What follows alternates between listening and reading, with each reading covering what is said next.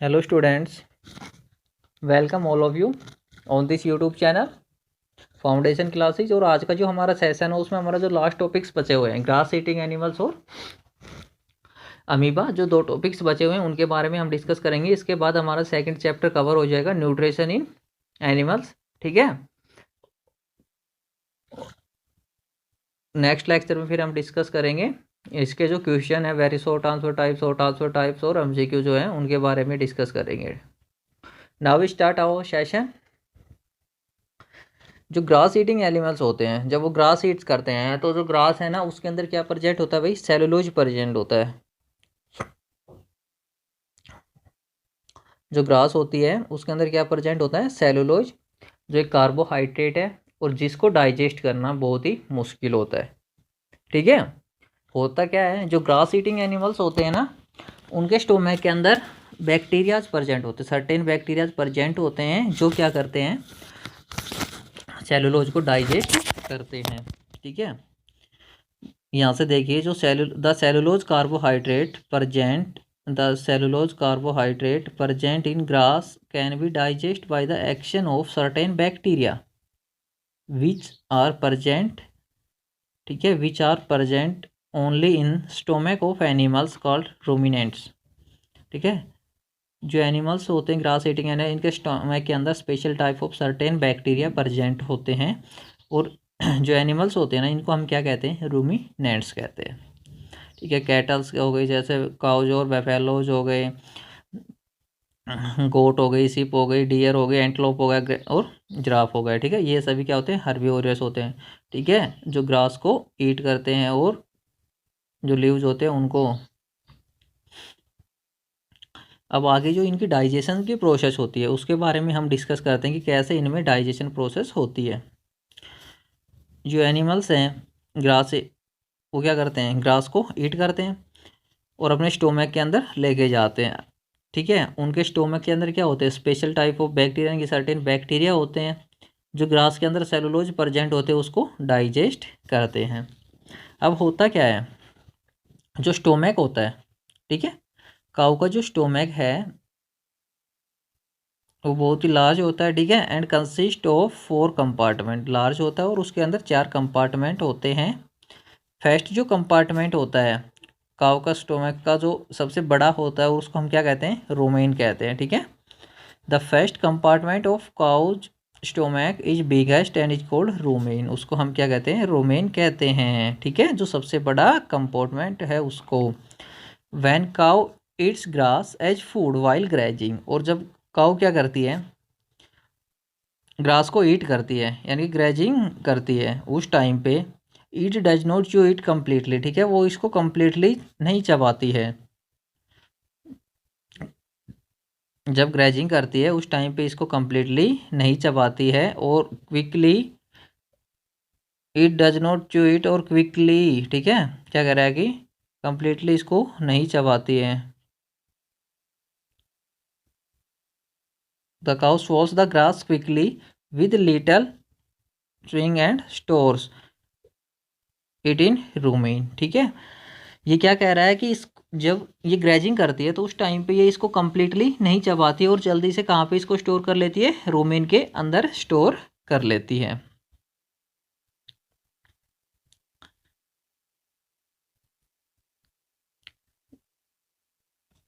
अब होता क्या है, जब ये रूमेन के अंदर इसको स्टोर करती है तो रूमेन के अंदर डाइजेस्ट बैक्टीरिया होते जो क्या करते हैं, सेलुलोज को डाइजेस्ट करते हैं। ठीक है, सेलुलोज डाइजेस्टिव बैक्टीरिया प्रेजेंट होते हैं जो सेलुलोज को डाइजेस्ट करते हैं।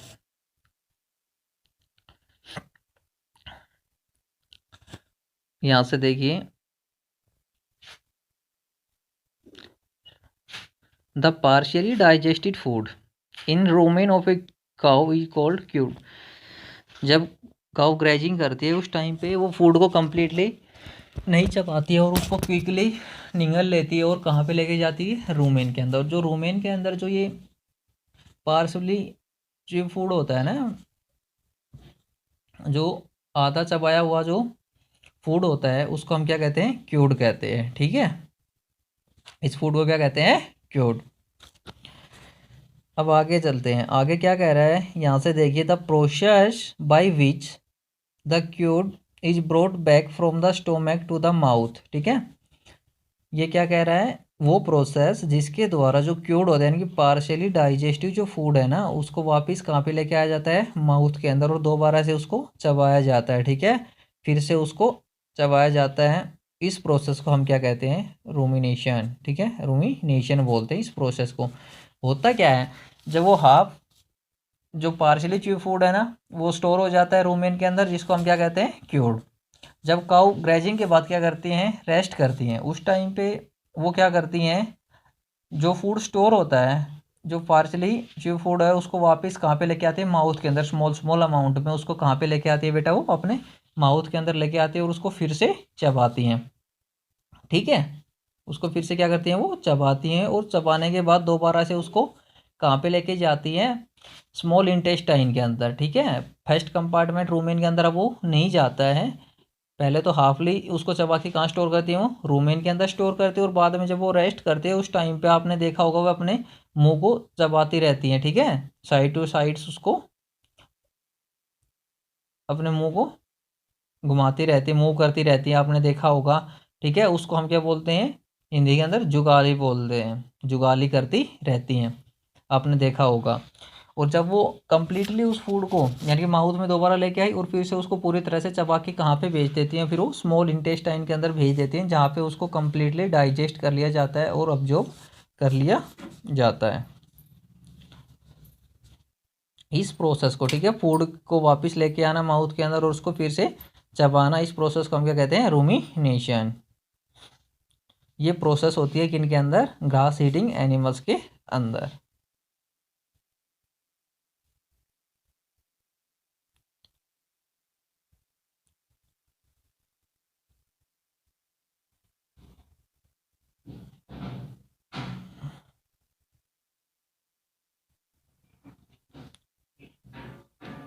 अब यहाँ पे क्या कह रहा है, the cellulose digestive bacteria are not present in the body of the human being. Human beings की बॉडी के अंदर क्या नहीं होते हैं भाई, सेलुलोज को डाइजेस्ट करने वाले बैक्टीरिया प्रेजेंट नहीं होते। हमारी बॉडी के अंदर जो सेलुलोज को डाइजेस्ट करते हैं वो बैक्टीरिया प्रेजेंट नहीं होते, इसलिए हम सेलुलोज को डाइजेस्ट नहीं कर पाते हैं। ठीक है, बस इतना ही बता रहा है इसके अंदर। तो आपको ये क्लियर हुआ, आई होप क्लियर हो गया होगा। एक बार मैं फिर से एक्सप्लेन कर रहा हूँ। ये जो ग्रेजिंग करते हैं एनिमल्स, उस टाइम पे वो क्या करते हैं, जो घास होती है यानी ग्रास जो होती है उसको पार्शियली चबाते हैं और फिर कहाँ पे स्टोर कर लेते हैं, अपने स्टोमक के फैट चैम्बर के अंदर, जिसको हम क्या कहते हैं, रूमेन कहते हैं। और जब ड्रेजिंग करने के बाद वो रेस्ट करते हैं, उस टाइम पे क्या करते हैं, वो उस फूड को वापस अपने माउथ के अंदर लेके आते हैं फिर से चबाने के लिए। ठीक है, तो इस प्रोसेस को हम क्या कहते हैं, जो पार्शियली फूड उसने स्टोर किया उसको तो हम बोलते हैं क्यूड। ठीक है, और जब उस फूड को वापस वो लेके आते हैं दोबारा से अपने माउथ के अंदर और फिर से उसको कंप्लीटली चबाती हैं, और कहाँ पे, ठीक है, कंप्लीटली चबाती हैं ना, इस प्रोसेस को हम क्या कहते हैं, रूमिनेशन, यानी कि फूड को दोबारा से माउथ के अंदर लेके आना, इस प्रोसेस को हम क्या कहते हैं, रूमिनेशन कहते हैं। और फिर उसको कंप्लीटली च्यू करने के बाद वो कहाँ पे सेंड कर देती हैं, स्मॉल इंटेस्टाइन के अंदर, जहाँ पे इसको कंप्लीटली डाइजेस्ट किया जाता है और अब्जॉर्ब कर लिया जाता है। ठीक है, ये प्रोसेस होती है इनके अंदर। और जो ह्यूमन बींग्स होते हैं उनके अंदर क्या, ये certain types of bacteria present नहीं होते जो सेलुलोज को डाइजेस्ट करते हैं, इसलिए हम सेलुलोज को डाइजेस्ट नहीं कर पाते, हमारे लिए सेलुलोज डाइजेस्ट करना बहुत ही मुश्किल होता है। अब जो नेक्स्ट टॉपिक है वो है आपका अमीबा। ठीक है, अमीबा एक माइक्रो ऑर्गेनिज्म होता है, बहुत ही स्मॉल होता है। ठीक है, जिसके अंदर क्या होती है, एक सिंगल सेल प्रेजेंट होती है। ठीक है, एक सिंगल सेल से इसके सारे वर्क होते हैं। यहाँ पे इसने इसका डायग्राम देकर दे रखा है, इसमें क्या क्या प्रेजेंट होता है ये देखिए। सेल मेम्ब्रेन प्रेजेंट होता है, सेल मेम्ब्रेन के अंदर क्या होता है, साइटोप्लाज्मा होता है, और ये सेंटर में एक न्यूक्लियस हो गया, ये सूडोपोडिया हो गया। ठीक है, जो फिंगर लाइक स्ट्रक्चर बोलते हैं इसको, ये सूडोपोडिया यहाँ पे जो प्रेजेंट है, जिसकी वजह से ये अपने फूड को क्या करता है, कैच करता है। ये क्या है, फूड वॉक्यूल, और ये क्या है, कॉन्ट्रैक्टाइल वैक्यूल। दो प्रकार के होते हैं, एक फूड वैक्यूल और एक कॉन्ट्रैक्टाइल वैक्यूल। ये सारा अमीबा का स्ट्रक्चर होता है। सबसे बाहर सेल मेम्ब्रेन, फिर उसके अंदर क्या प्रेजेंट हुआ, साइटोप्लाज्मा, ये न्यूक्लियस हो गया, ये सूडोपोडिया हो गया, ठीक है। और फूड वैक्यूल और कॉन्ट्रैक्टाइल वैक्यूल, दो प्रकार की वैक्यूल भी इसके अंदर प्रेजेंट होती हैं। अब इसके बारे में हम पढ़ेंगे किस तरह से ये फीडिंग करता है, डाइजेशन करता है, किस तरह से अपने फूड को ये कैच करता है। यहाँ पे क्या कह रहा है, देखिए, the most important feature of amoeba is that it has no fix shape. इसका जो सबसे इम्पोर्टेंट फ्यूचर है ना, सॉरी, फीचर है, वो क्या है कि इसकी कोई फिक्स शेप नहीं होती है। इसकी फिक्स शेप क्यों नहीं होती, क्योंकि इसके अंदर ये देखिए, जो सेल मेम्ब्रेन के बाद इसके अंदर क्या प्रेजेंट होता है, साइटोप्लाज्मा प्रेजेंट होता है, ठीक है। तो ये क्या करता है, इस साइटोप्लाज्मा को किसी भी डायरेक्शन में मूव कर सकता है, ठीक है। इस साइटोप्लाज्मा को किसी भी डायरेक्शन में अंदर मूव कर सकता है, इसलिए इसकी फिक्स शेप नहीं होती है, ठीक है। इसकी शेप चेंज होती रहती है। अब आगे पर इसके अंदर डिस्कस करते हैं कि कैसे अपने फूड को कैच करता है। जो अमीबा होता है, यहाँ से देखिए, feeding and digestion in amoeba. जो अमीबा होता है, amoeba eats tiny plants and animals present in the pond water where it is lives, ठीक है। अमीबा किनको खाता है, जो टीनी पार्टिकल्स प्रेजेंट एनिमल्स और प्लांट्स प्रेजेंट होते हैं पॉन्ड वाटर के अंदर, उनको ये ईट करता है। Amoeba takes in food by using pseudopodia, ठीक है। ये अपने फूड को लेने के लिए किसका यूज करता है, सूडोपोडिया का यूज करता है। जो नेक्स्ट है वो अभी हम डिस्कस करेंगे। यहाँ पे ये देखिए, ये क्या होता है, इसका सूडोपोडिया, ठीक है। यहाँ पे इसने जो फूड लिया वो किसके हेल्प से लिया, ये जो फिंगर लाइक स्ट्रक्चर है सूडोपोडिया, उसकी वजह से इसने अपने फूड को क्या कर लिया, कैच कर लिया। और उसके बाद ये क्या बना देता है, फूड वैक्यूल बना देता है, ठीक है, जिसके अंदर फूड को चारों तरफ से कवर कर लिया जाता है। फूड वैक्यूल इसको बना दे देता है। और जब इसको चारों तरफ से कवर कर लिया जाता है, उसी टाइम पे क्या होता है, जो साइटोप्लाज्मा होता है वो क्या करता है, डाइजेस्टिव एंजाइम्स को प्रोड्यूस कर देता है। और वो क्या करते हैं, इस फूड पार्टिकल को सिंपल सब्सटेंस के अंदर, ठीक है, सिंपल सब्सटेंस में क्या करते हैं, इसको ब्रेक कर देते हैं। और बाद में ये साइटोप्लाज्मा के द्वारा अब्जॉर्ब कर लिया जाता है। अब यहाँ पे देखिए, यहाँ पे ये क्या कर दिया, इन्होंने इसको सिंपल सब्सटेंस के अंदर ब्रेक डाउन कर दिया। अमीबा ने इसको क्या करते हैं, सिंपल सब्सटेंस में ब्रेक डाउन कर दिया। और उसके बाद क्या हो जाता है, इसको कम्प्लीटली क्या कर लेते हैं, अब्जॉर्ब कर लेता है। और अब्जॉर्ब करने के बाद जो फूड वॉक्यूल थी, यहाँ पे जो फूड वॉक्यूल प्रेजेंट है, ये वाली, ठीक है, ये जो फूड वॉक्यूल प्रेजेंट है यहाँ पे, ये बाद में क्या हो जाती है, डिस्पेयर हो जाती है, ठीक है, इस फूड को अब्जॉर्ब करने के बाद।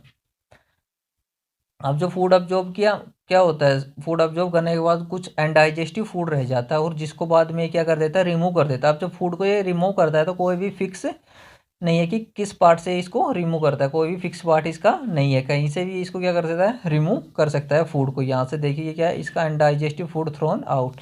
तो अनडाइजेस्टिव फूड को रिमूव करने के लिए कोई भी पार्ट इसका फिक्स नहीं है, और ना ही फूड को लेने के लिए कि, ठीक है, ये सूडोपोडिया किसी भी डायरेक्शन के अंदर ये क्रिएट कर सकता है, ठीक है। जिस डायरेक्शन में क्या करेगा, साइटोप्लाज्मा को पुश कर देगा, उसी डायरेक्शन में क्या हो जाएगा, इसका सूडोपोडिया क्रिएट हो जाएगा। तो ये प्रोसेस होती है, ठीक है। आपको ये इसमें स्ट्रक्चर दे रखा है अच्छे से, ये आपको पढ़ना है। सबसे पहले ये क्या प्रोड्यूस करता है, एक बार मैं फिर से आपको बता रहा हूँ।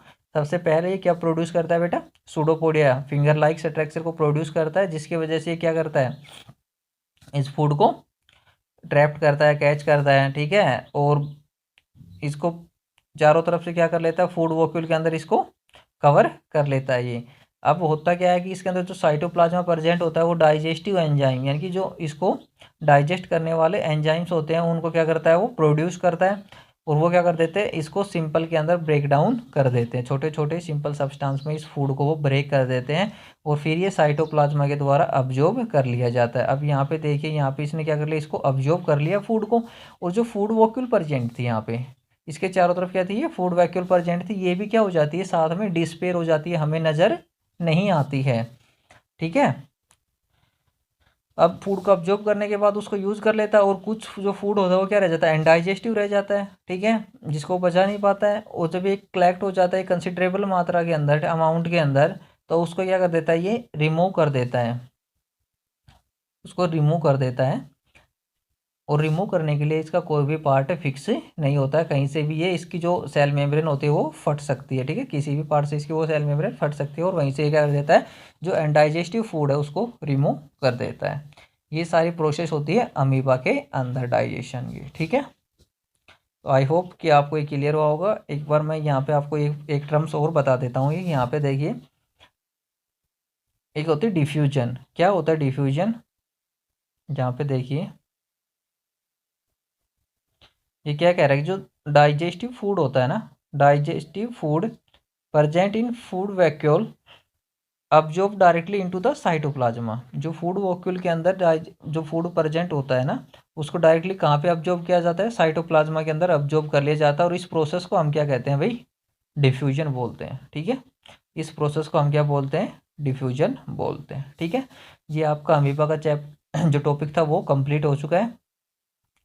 आई होप आपको अच्छे से समझ आया होगा। यदि फिर भी किसी बच्चे को कोई डाउट रह जाता है तो वो पर्सनली मेरे से पूछ सकता है, ठीक है।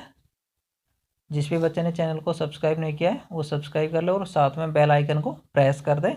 जो भी वीडियो आपको अपलोड जो भी वीडियो इस चैनल पे अपलोड होगी वो आपके पास नोटिफिकेशन आ जाएगा, ठीक है। Okay, thank you.